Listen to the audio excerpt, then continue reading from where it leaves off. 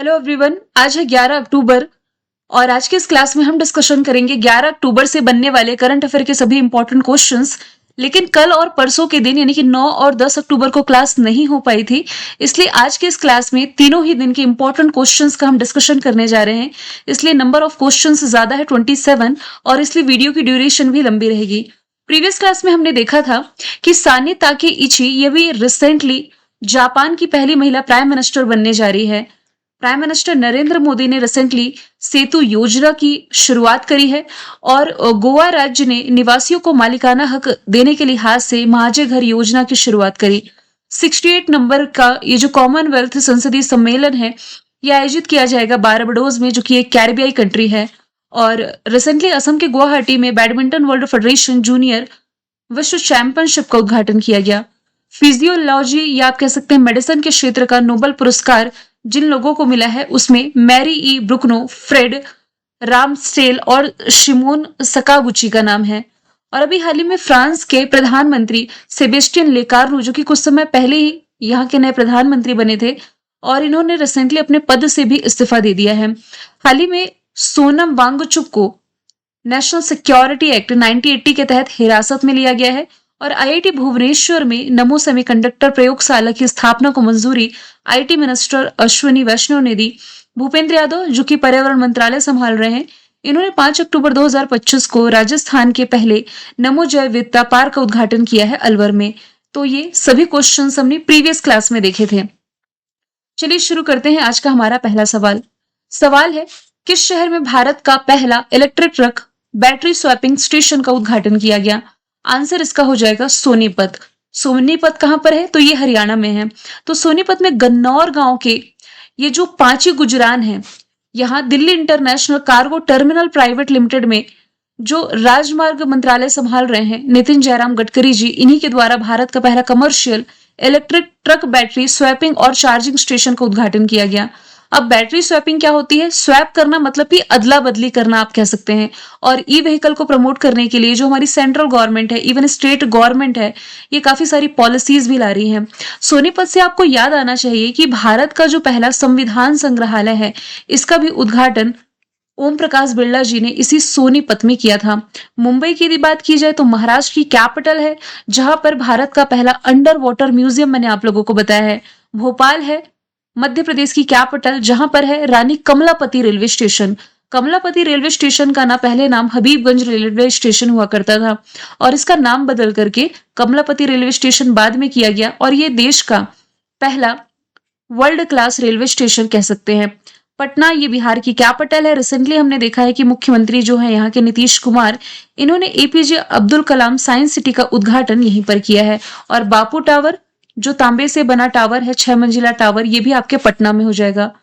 अब कुछ extra fact की बात करें यदि हम, तो भारत का पहला टेम्पर्ड ग्लास प्लांट नोएडा में, पहला महिला आधारित फूड हब मुंबई में, भारत का पहला पशु stem cell bio bank Hyderabad में, सोलर एनर्जी से चलने वाली पहली विधानसभा दिल्ली की है, दुनिया का सबसे बड़ा मेडिटेशन सेंटर वाराणसी में, पहली ऑफिस बिल्डिंग या सबसे बड़ी ऑफिस बिल्डिंग सूरत गुजरात में, भारत की पहली ट्रांस मीडिया एंटरटेनमेंट सिटी है Amravati, UNESCO city of gastronomy में नॉमिनेटेड है लखनऊ, पहली नाइट सफारी लखनऊ में, पहला ई वेस्ट इको पार्क दिल्ली में, पहली सोलर सिटी है सांची, पहला ट्रैफिक लाइट फ्री सिटी है कोटा, पहला बेगर फ्री सिटी इंदौर, पहला वेटलैंड सिटी है इंदौर उदयपुर, पहला गोल्ड एटीएम हैदराबाद है, पहला डायबिटीज बायो बैंक चेन्नई में है और पहली हाइड्रोजन चालित कोच भी चेन्नई में है। पूछा जाए देश का पहला अंडर वाटर मेट्रो, तो ये हो जाएगा कोलकाता में। क्वेश्चन नंबर दूसरा है, कौन सा देश है जो कि 8वें नंबर के इंटरनेशनल सौर गठबंधन सभा की मेजबानी करने जा रहा है?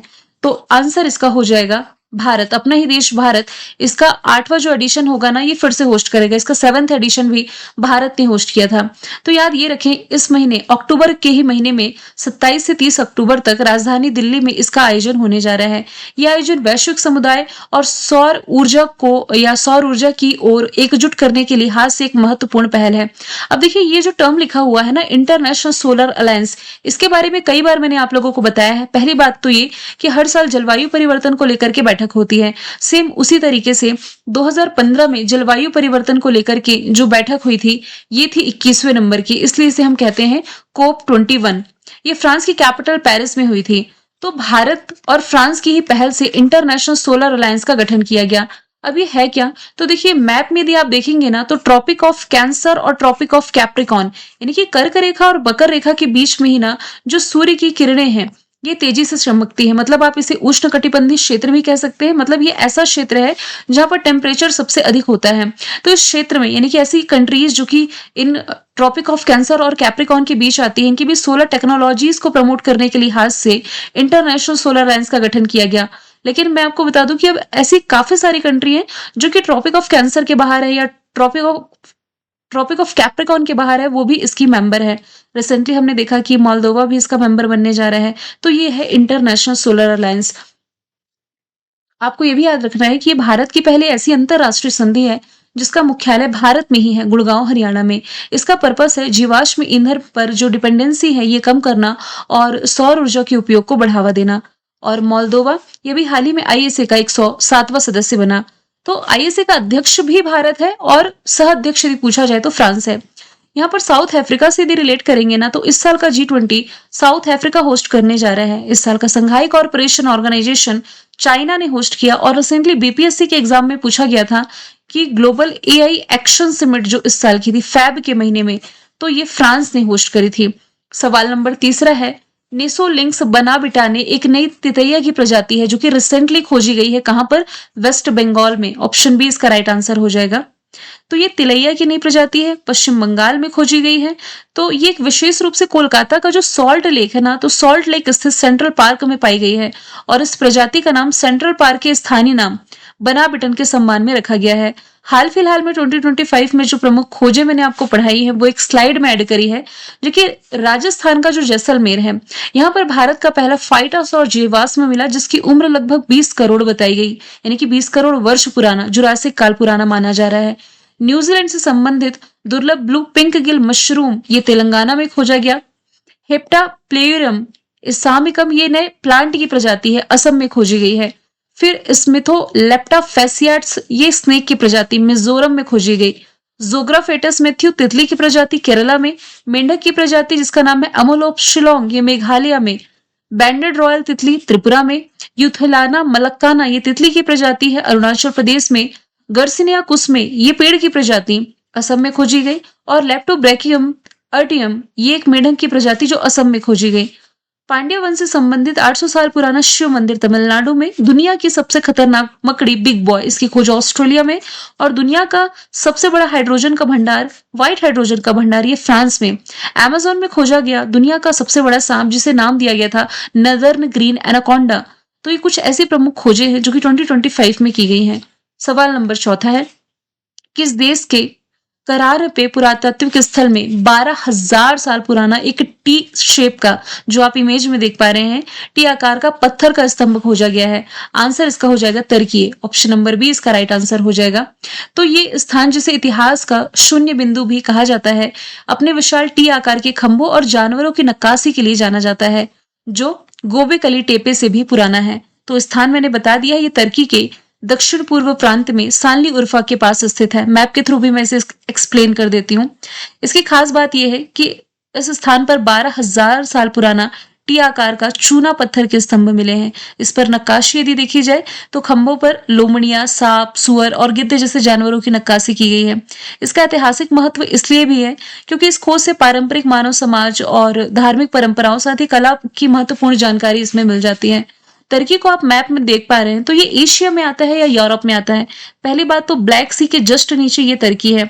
जो मैं हाईलाइट कर रही हूँ ना, ये तुर्की का एशियाई पार्ट है। मतलब ये आप ये कह सकते हैं 90% से ज्यादा हिस्सा ना तुर्की का एशिया में आता है।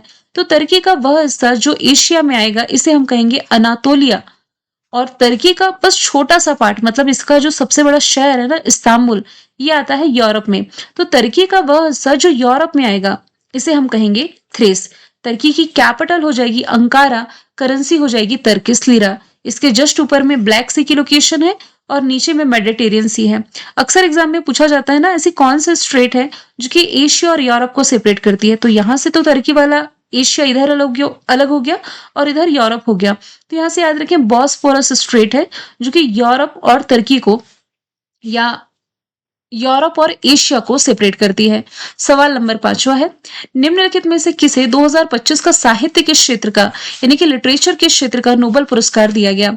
आंसर इसका हो जाएगा लाजलो क्राजना होरकाई। ये बिलोंग कहां से करते हैं? ये बिलोंग करते हैं हंगरी से। स्वीडिश एकेडमी के द्वारा इनके नाम की घोषणा की गई है कि 2025 का ये जो नोबेल प्राइज है किस कैटेगरी में दिया जा रहा है? लिटरेचर के क्षेत्र में ये इन्हें दिया जा रहा है, साहित्य के क्षेत्र में इनके द्वारा दिए गए कॉन्ट्रीब्यूशन के लिए। और लाजलो जो इसके विनर है, इन्हें 11 मिलियन स्वीडिश क्रोना या आप इंडियन करेंसी में देखें तो 10.3 करोड़ रुपीस गोल्ड मेडल और सर्टिफिकेट मिलेगा। और ये दिया कब जाएगा? तो ये हर साल 10 दिसंबर को दिया जाता है स्टॉकहोम में। और ये इसके जो विनर है ना, इन्हें 2015 में मैन बुकर इंटरनेशनल प्राइज और 2019 में national book award for translate literature मिल चुका है। तो आप ये भी याद रखिए कि विजेता को प्रीवियस और कौन से अवार्ड दिए गए हैं, क्योंकि रिसेंटली बीपीएससी में क्वेश्चन पूछा गया था। मतलब इस साल की जो विनर थी लिटरेचर के क्षेत्र में, इंटरनेशनल बुकर पुरस्कार के क्षेत्र में, फिर उनसे क्वेश्चन पूछा गया था कि 2015 या 2014 में इन्हें कौन सा और अवार्ड मिला था। तो कुछ ऐसा क्वेश्चन रिलेट करके पूछ सकता है, तो इनकी हिस्ट्री यहाँ से मैंने ऐड करी है। जैसे कि 2015 में मैन बुकर इंटरनेशनल प्राइज है, 2019 में नेशनल बुक अवार्ड अमेरिका में, और अभी इन्हें साहित्य के क्षेत्र का नोबेल पुरस्कार मिल रहा है। बिलोंग कहाँ से करते हैं? तो हंगरी से बिलोंग करते हैं, जरूर याद रखें। क्वेश्चन नंबर 6 है, हाल ही में बिल्डथॉन 2025 का ब्रांड एम्बेसडर किसे नियुक्त किया गया है? तो अभी हाल ही में जो शुभांशु शुक्ला है, जो कि रिसेंटली इंटरनेशनल स्पेस स्टेशन पर पहुंचने वाले पहले भारतीय बने थे, इन्हें अब तक के सबसे बड़े स्कूल हैकथॉन विकसित भारत बिल्डथॉन का ब्रांड एम्बेसडर बना दिया गया है। बानो मुस्ताक की यदि बात की जाए ना, तो इस साल का इन्हें इंटरनेशनल बुकर पुरस्कार मिला है। इंटरनेशनल बुकर पुरस्कार ये 2025 वाला। इन्होंने कौन सी किताब लिखी है? तो इनकी किताब है कन्नड़ में लिखी गई है, हार्ट लैम्प इसके लिए। गीता गोपीनाथ जो है ये आईएमएफ इंटरनेशनल मॉनेटरी फंड की डिप्टी एमडी थी, जिन्होंने अपने पद से इस्तीफा दिया। और विक्रांत मैसी की यदि बात की जाए ना, तो नेशनल फिल्म अवार्ड जो है 2025 का, इसमें बेस्ट एक्टर का अवार्ड शाहरुख खान और विक्रांत मैसी दोनों को मिला। तो जो विक्रांत मैसी है, इन्हें इनकी फिल्म 12th फेल के लिए, जबकि जो शाहरुख खान है, इन्हें इनकी फिल्म जवान के लिए अवार्ड दिया गया। अब कुछ ब्रांड एम्बेसडर्स का हम रिविजन करते हैं। जैसे कि लेवाइस के ब्रांड एम्बेसडर आलिया भट्ट बनी है। ओडिशा ने हैंडलूम के लिए ब्रांड एम्बेसडर माधुरी दीक्षित को बनाया। जोमेटो के शाहरुख खान है। ऑस्ट्रेलिया टूरिज्म की सारा तेंदुलकर है। ई स्पोर्ट्स वर्ल्ड कप की क्रिस्टियानो रोनाल्डो। मालदीव टूरिज्म की कैटरीना कैफ। कोरिया टूरिज्म की हिना खान। कर्नाटक वन विभाग के अनिल कुंबले। यूरेका फोर्ब्स की श्रद्धा कपूर। फेडरल बैंक की विद्या बालन। एमआरएफ के शुभमन गिल। फिक्की फ्रेम्स के आयुष्मान खुराना। खो खो वर्ल्ड कप के लिए यानी कि जो दिल्ली में आयोजित किया गया था इस साल जनवरी के महीने में, टाइगर श्रॉफ और सलमान खान। भारत में मोटोजीपी के शिखर धवन।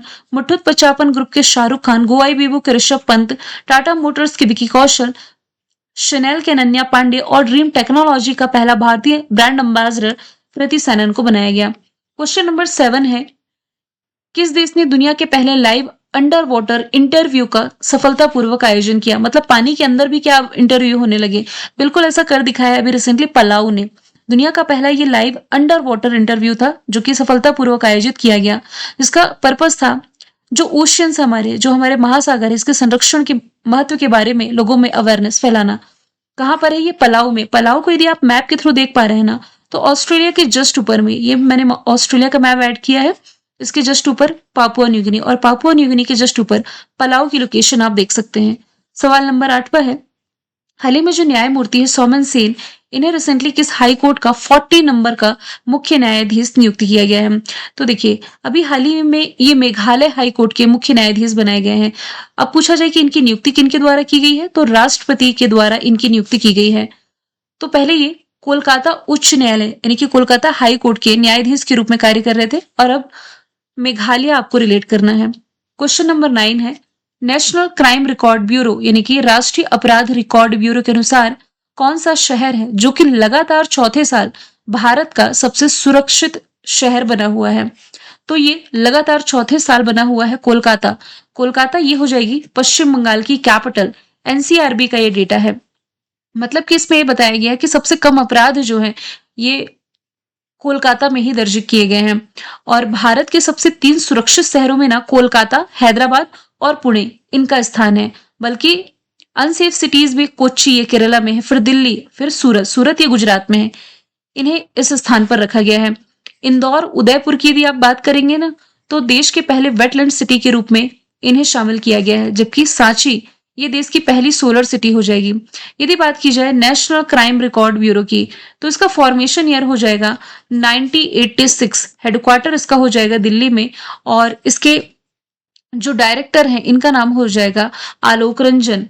क्वेश्चन नंबर 10 है, हाल ही में जारी ह्यूरन रिच लिस्ट 2025 में भारत की रैंक कौन सी है? यानी कि भारत में कौन टॉप पर है रिचेस्ट लिस्ट में? तो रिसेंटली जारी रिपोर्ट के अनुसार जो मुकेश अंबानी है, रिलायंस ग्रुप के मालिक है, ये दुनिया के सबसे अमीर में टॉप 10 में तो आते ही हैं, भारत के सबसे अमीर व्यक्ति बने, क्योंकि अडानी और अंबानी के बीच में जो कंपटीशन चलता है, फिलहाल ह्यूरन लिस्ट 2025 में यही टॉप पर बने हुए हैं। इनकी कुल संपत्ति 9.55 लाख करोड़ रुपीस, यानी कि हम 110 अरब डॉलर के आसपास आप कह सकते हैं, इतनी इनकी संपत्ति बताई गई है। सवाल नंबर 11वां है, विंग्स ऑफ वेलर किताब किसके द्वारा लिखी गई है? तो अभी हाल ही में जो स्वप्निल पांडे हैं, इनके द्वारा लिखी गई है विंग्स ऑफ वेलर किताब, जो कि भारतीय वायुसेना के कर्मियों की वीरता और बलिदान की कहानी को बताती है। अभी रिसेंटली 8 अक्टूबर को इंडियन एयर फोर्स डे भी मनाया गया, तो इस किताब में वायुसेना के गौरवशाली इतिहास को दर्शाया गया है। यदि बात की जाए हालिया लॉन्च किताबों की, तो मैंने कुछ दिन पहले आपको बताया था कि इटली के जो प्राइम मिनिस्टर हैं जॉर्जिया मेलोनी, इनकी एक किताब है I am Giorgia my root my principle. इनकी किताब भारत में भी जल्द लॉन्च होने जा रही है।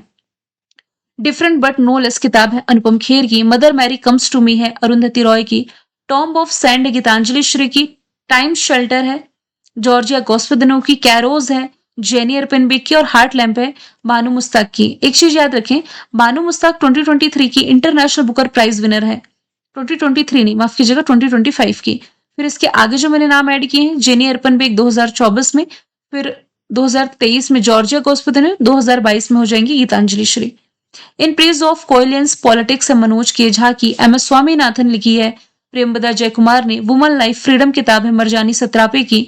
A different kind of power है न्यूजीलैंड की पूर्व प्राइम मिनिस्टर जेसिका अर्डन की किताब। The diary of cricketer wife है पूजा पुजारा की। द विनर माइंडसेट है सेन वॉटसन की। वाई भारत मैटर्स लिखी है ये विदेश मंत्री एस जयशंकर ने। जबकि वाई द कॉन्स्टिट्यूशन मैटर्स लिखी है पूर्व मुख्य न्यायाधीश धनंजय यशवंत चंद्रचूड़ ने।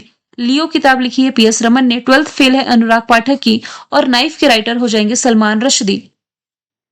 क्वेश्चन नंबर 12 है, अंतरराष्ट्रीय प्रकृति संरक्षण संघ यानी कि international union for conservation of nature, इसका जो 2025 वाला सम्मेलन है, यह आयोजित किया जाना है अबू धाबी में, जो कि यूएई की कैपिटल है। इस सम्मेलन में वैश्विक जैव विविधता यानी कि बायोडाइवर्सिटी के संरक्षण पर चर्चा की जानी है। अभी हुआ नहीं है, होगा तो इसके फैक्ट थीम वगैरह मैं आपको ऐड करके बता दूंगी। दुबई की यदि बात की जाए तो दुनिया का सबसे बड़ा इंटरनेशनल एयरपोर्ट यहाँ पर बनने जा रहे हैं।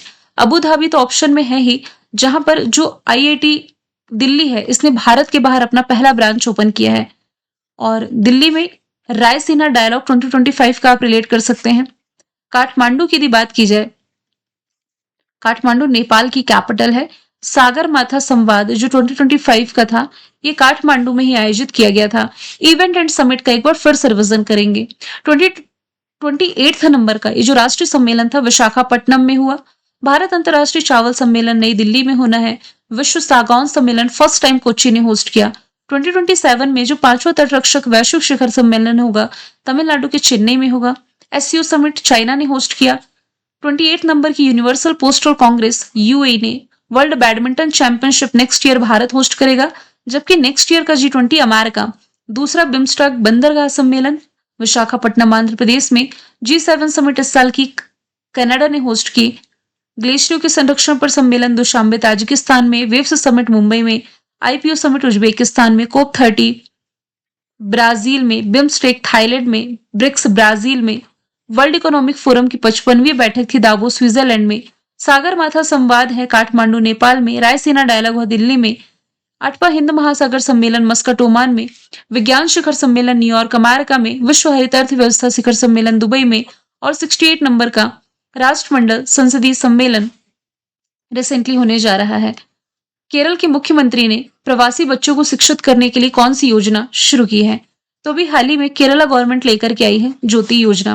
देखिए, प्रवासी बच्चे मतलब कि जिनका एक जगह ठिकाना नहीं है, एक स्थान से दूसरे स्थान तक ये पलायन करते रहते हैं, बेसिकली उन्हीं के लिए ये योजना है। इन्हें एक अच्छी क्वालिटी की शिक्षा प्रोवाइड कराने के लिए ये योजना डिजिटल प्लेटफॉर्म के माध्यम से ऑनलाइन शिक्षा प्रदान करेगी। और ये तो मैं आपको बता ही चुकी हूँ कि डिजिटल साक्षरता वाला देश का जो पहला राज्य है, ये केरला ही हो जाएगा। केरल की ही राजधानी तिरुवनंतपुरम में देश की पहली एआई टीचर भी लॉन्च की गई थी और इसका नाम एग्जाम में पूछा गया है, ये हो जाएगी आइरिस। नेक्स्ट यदि हम चलें, विश्व मानसिक स्वास्थ्य दिवस कब बनाया जाता है? World mental health day. तो ये रिसेंटली सेलिब्रेट किया गया है 10 अक्टूबर को। ऑप्शन नंबर सी इसका राइट आंसर हो जाएगा। इस बार की थीम रही है सेवाओं तक पहुंच, आपदाओं और आपात स्थितियों में मानसिक स्वास्थ्य, यानी कि access to services, mental health in catastrophes and emergencies. अब मेंटल हेल्थ क्या होता है ये तो बताने की जरूरत है नहीं कि जब एक व्यक्ति को मतलब वो ठीक से ये नहीं सोच पाता या अपनी फीलिंग्स को या अपने व्यवहार पर काबू नहीं कर पाता, तो ऐसी स्थिति में हमें क्या कह सकते हैं कि वो मेंटल डिसीज से या मानसिक रोग से ग्रस्त है। अगला सवाल है, अफगानिस्तान पर तालिबान के कब्जे के बाद पहली बार वहां के जो विदेश मंत्री है ये यूनाइटेड नेशन सिक्योरिटी काउंसिल से अनुमति मिलने के बाद अक्टूबर 2025 में भारत की यात्रा पर हैं। पूछा जा रहा है इनका नाम क्या है? आंसर हो जाएगा Aamir Khan मुत्ताकी। Option number D इसका राइट आंसर है। और ऐसा पहली बार है जब भारत ने ऑफिशियली तौर पर 2021 में काबुल में सत्ता संभालने वाले तालिबान शासन के किसी नेता की मेजबानी करी, इनकी उनका स्वागत किया गया है भारत में गर्मजोशी के साथ में। यूनाइटेड नेशन सिक्योरिटी काउंसिल ये यूनाइटेड नेशंस का ही पार्ट है। अफगानिस्तान के मैप यदि आप देख पा रहे हैं तो ये भारत के बगल में पाकिस्तान और ये है अफगानिस्तान, जिसकी कैपिटल काबुल, करेंसी हो जाएगी अफगानी। 2021 में जब यहाँ पर तालिबान का शासन आ रहा था तो यहाँ से भारतीयों को निकालने के लिए भारत सरकार ने ऑपरेशन देवी शक्ति की शुरुआत की थी। इस साल पूर्वी अफगानिस्तान में जो भूकंप आया इसमें 812 लोग मारे गए, 2817 लोग घायल हुए। रिसेंटली अफगानिस्तान के छात्रों को 2025-26 के लिए भारत ने 1000 ई छात्रवृत्ति की पेशकश की है। अगला सवाल है, जेंजी के प्रोटेस्ट के वजह से मेडागास्कर में रिसेंटली आप सभी को पता है कि सत्ता बदल दी गई थी और उसके बाद जो नए प्रधानमंत्री बने हैं ये बन गए हैं रुपिन फॉर्टुनेट जाफिन मजबो। इनकी नियुक्ति रिसेंटली राष्ट्रपति एंड्री राजोइल्ला के द्वारा अक्टूबर के महीने में की गई है। जेंजी प्रोटेस्ट जैसे नेपाल में हुआ था वहां सत्ता बदल दी गई थी, सेम वैसा ही सीन देखने को मिला है मेडागास्कर में, जो कि है तो अफ्रीकी कंट्री लेकिन इंडियन ओशन का पार्ट है, हिंद महासागर का। ये आप देख रहे हैं मेडागास्कर की लोकेशन। कैपिटल इसकी हो जाएगी अरियरी, करेंसी माफ कीजिएगा कैपिटल हो जाएगी एंटानानारिवो, करेंसी हो जाएगी मालागासी एरिरी। आबादी लगभग 3.2 करोड़ आप कह सकते हैं और इसकी राष्ट्रपति जो है एंड्री राजोइल्ला हो जाएंगी। नेक्स्ट यदि हम चलें, 2025 का सहस्त्र रामानुज अवार्ड किसे प्रदान किया गया? तो 2025 का सहस्त्र रामानुज अवार्ड मिला है अलेक्जेंडर स्मिथ को, डॉक्टर अलेक्जेंडर स्मिथ को। यही अवार्ड लास्ट ईयर का डॉक्टर अलेक्जेंडर डन को मिला था। तो ये जो सहस्त्र रामानुज अवार्ड है ना, ये मैथ्स के क्षेत्र में जो कंट्रीब्यूशन दिया जाता है इसके लिए दिया जाता है। तो 2025 का सहस्त्र रामानुज अवार्ड जो है ये नॉर्थ वेस्टर्न यूनिवर्सिटी अमेरिका के जो डॉक्टर अलेक्जेंडर स्मिथ हैं इन्हें प्रदान किया जाना है। ये एक वार्षिक पुरस्कार है, ईयरली दिया जाता है $10,000 का पुरस्कार, जिसमें कि 32 साल से कम उम्र के व्यक्तियों को ये दिया जाता है मैथ्स के क्षेत्र में दिए गए कंट्रीब्यूशन के लिए। अभी राष्ट्रीय फिल्म पुरस्कार में जो मोहनलाल है इन्हें किस अवार्ड से सम्मानित किया गया, ये मैंने रिसेंटली बताया है और इसका आंसर आप कमेंट बॉक्स में बताएंगे। नेक्स्ट यदि हम चलें, 2025 का जो रसायन विज्ञान के क्षेत्र का नोबेल पुरस्कार है यानी कि केमिस्ट्री के क्षेत्र का, ये किसे दिया गया? तो इस साल के इसके 3 विनर हैं, सुशुमु कितागावा, रिचर्ड रॉबसन और उमर एम यागी, यानी कि ऑल ऑफ द अबव इसका राइट आंसर हो जाएगा। Royal Swedish academy of sciences ने मेटल ऑर्गेनिक फ्रेमवर्क के विकास में इनके द्वारा जो काम किया गया है इसी के लिए इन तीनों को ही रसायन विज्ञान के क्षेत्र के लिए नोबेल पुरस्कार से सम्मानित किया है। मतलब इनके विजेताओं के नाम की घोषणा हो चुकी है, अभी दिसंबर के महीने में ये सम्मानित किए जाएंगे। और अभी मैं थोड़ा सा बिजी हूँ, बाहर हूँ, जैसे ही मैं इससे फ्री होती हूँ 2025 के जो नोबेल पुरस्कार के विजेता हैं 6 कैटेगरी में वो प्रोवाइड करा दूंगी कंप्लीट वीडियो।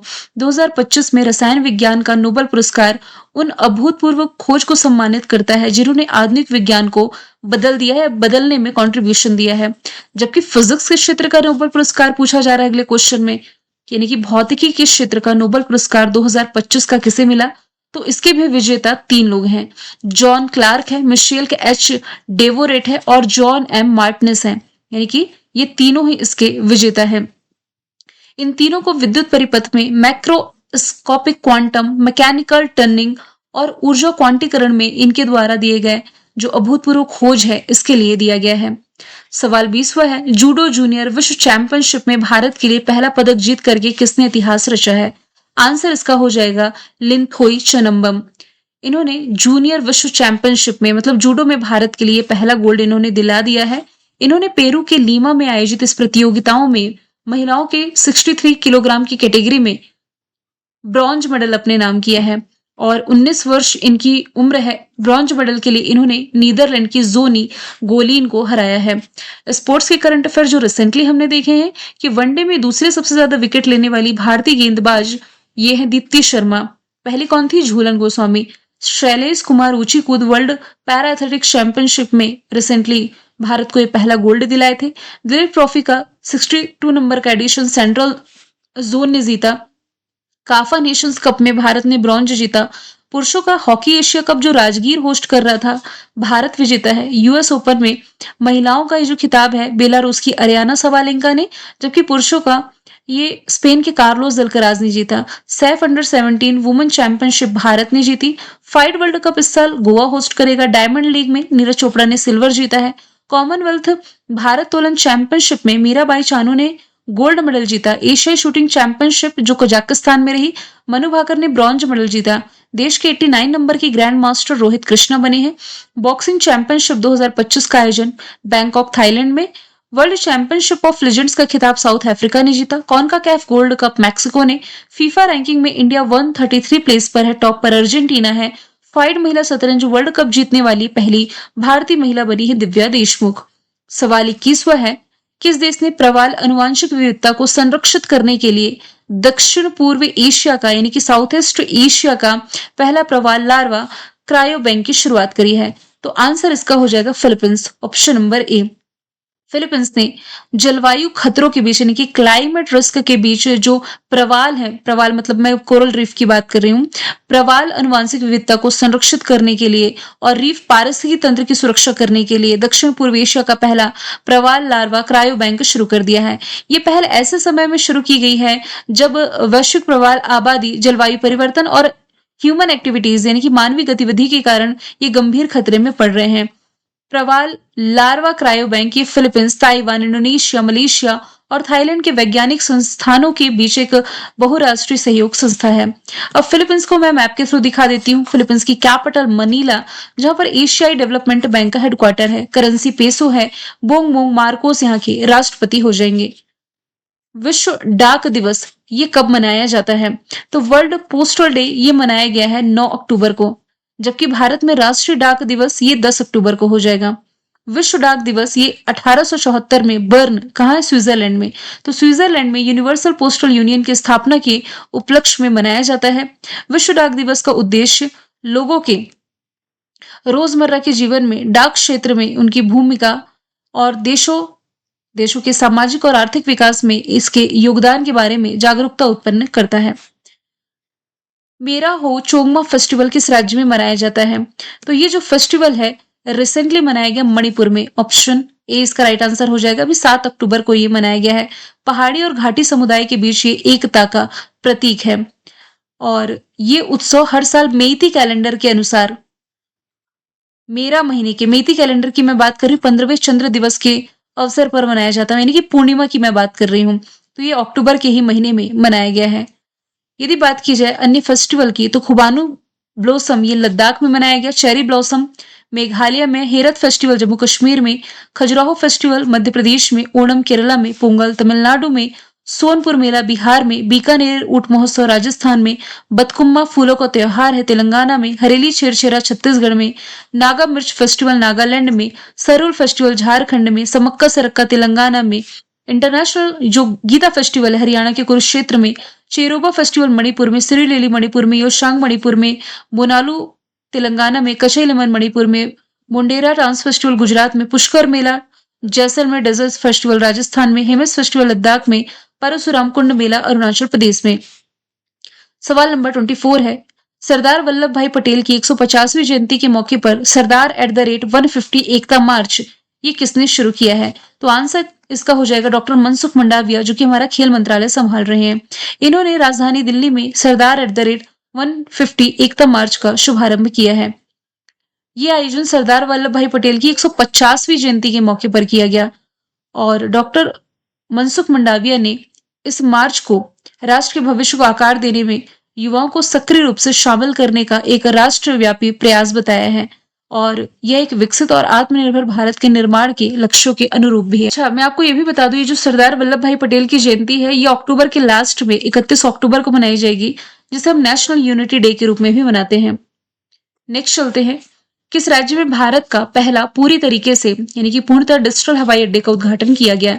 आंसर इसका हो जाएगा महाराष्ट्र। प्रधानमंत्री नरेंद्र मोदी ने 19,650 करोड़ रुपए की लागत से नवी मुंबई अंतरराष्ट्रीय हवाई अड्डे के पहले फेज का उद्घाटन किया, जहां सारी फैसिलिटीज डिजिटल फॉर्मेट में हैं और ये उद्घाटन 8 अक्टूबर को किया गया है, ये भी आप याद रखें।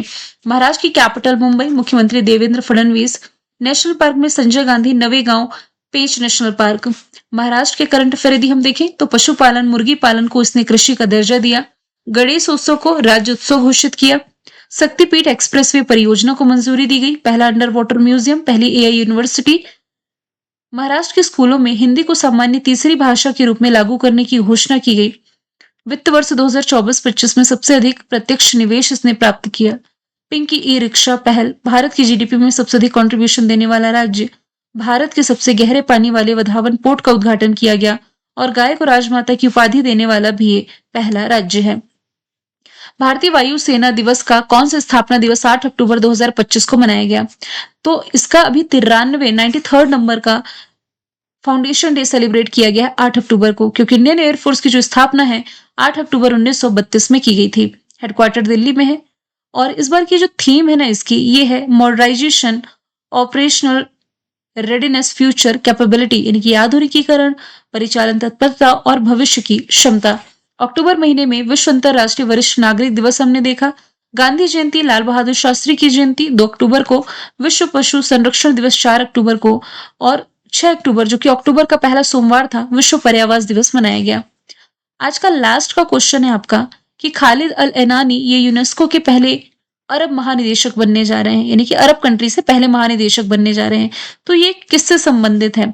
ये इजिप्ट से हो जाएंगे। यूनेस्को के कार्यकारी बोर्ड ने इजिप्ट के यूनिवर्सिटी के प्रोफेसर और जो पूर्व मंत्री खालिद अल अनानी, इन्हें एजेंसी का अगला महानिदेशक के रूप में नॉमिनेट कर दिया है। तो अगले महीने यूनेस्को की महासभा में जो उज्बेकिस्तान में होने जा रही है, यदि इनकी नियुक्ति की पुष्टि हो जाती है तो ये अरब जगत के पहले महानिदेशक बनने जा रहे हैं। सबसे पहले यदि बात की जाए इजिप्ट की capital Cairo, currency pound, official language अरबी है, अब्दुल फतेह अल सीसी प्रेसिडेंट है, प्राइम मिनिस्टर मुस्तफा मदबौली है। यूनेस्को का फॉर्मेशन ईयर 16 नवंबर 1945 है। पेरिस फ्रांस में इसका हेडक्वार्टर हो जाएगा। मैंने प्रीवियस क्लास में आपसे पूछा था ई कचरा उत्पन्न करने के मामले में भारत किस स्थान पर? इंडिया की रैंकिंग तीसरी है। आज का सवाल है आप लोगों के लिए, टाटा समूह और एयरबस द्वारा किस राज्य में भारत की पहली निजी यानी कि प्राइवेट हेलीकॉप्टर असेंबली लाइन स्थापित की जाएगी? आंसर इसका जो भी आप कमेंट बॉक्स में बताइए। मिलेंगे नेक्स्ट वीडियो में। Thank you so much.